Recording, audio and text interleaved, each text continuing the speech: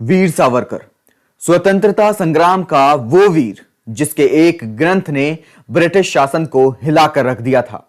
1857 के स्वातंत्र्य समर पर आधारित यह ग्रंथ दो देशों ने प्रकाशन से पहले ही प्रतिबंधित कर दिया था। भगत सिंह के सहयोगी रहे दुर्गादास खन्ना लिखते हैं कि हिंदुस्तान सोशलिस्ट रिपब्लिकन एसोसिएशन में भर्ती होने के दौरान भगत सिंह और सुखदेव ने उनसे पूछा था कि क्या उन्होंने वीर सावरकर की रचनाओं को पढ़ा है।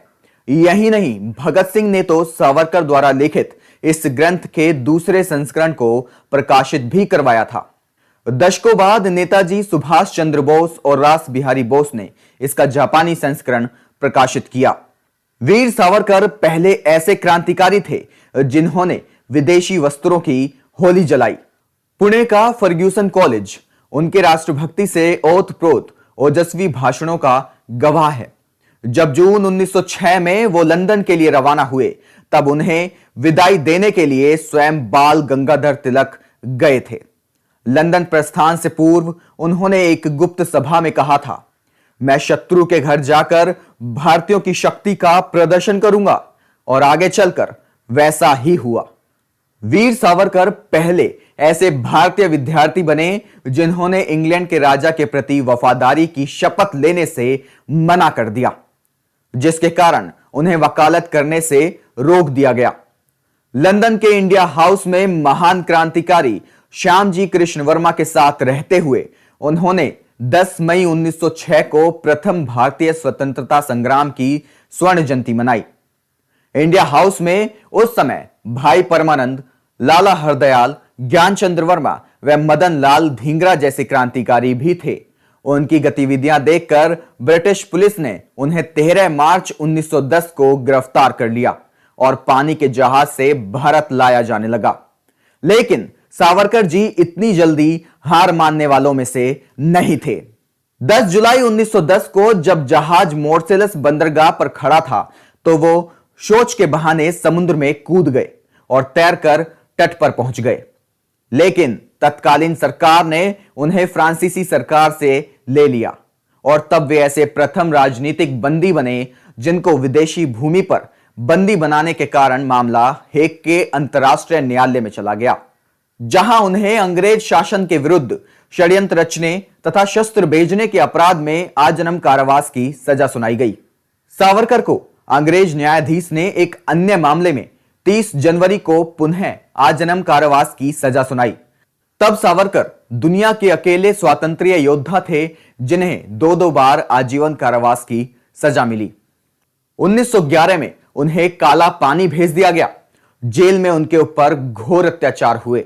उन यातनाओं का वर्णन सावरकर जी ने अपनी पुस्तक मेरा आजीवन कारावास में किया है।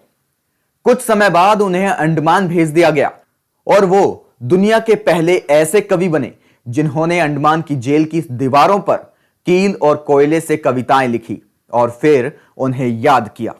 इस प्रकार याद की हुई 10,000 पंक्तियों को उन्होंने जेल से छूटने के बाद पुनः लिखा।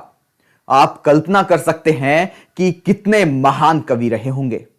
1921 से लेकर 1937 में पूर्ण रूप से रिहा होने तक वे रत्नागिरी की जेल में रहे थे, जिसके पश्चात वे सुभाष चंद्र बोस के साथ मिलकर क्रांतिकारी योजनाओं में लग गए। वीर सावरकर जी ने फिर अखिल भारतीय हिंदू महासभा की ओर से कांग्रेस की तुष्टीकरण की नीति का विरोध किया। वीर सावरकर जी ने ही सबसे पहले मोहम्मद अली जिन्ना और मुस्लिम लीग की विभाजनकारी राजनीति को भी चुनौती दी थी।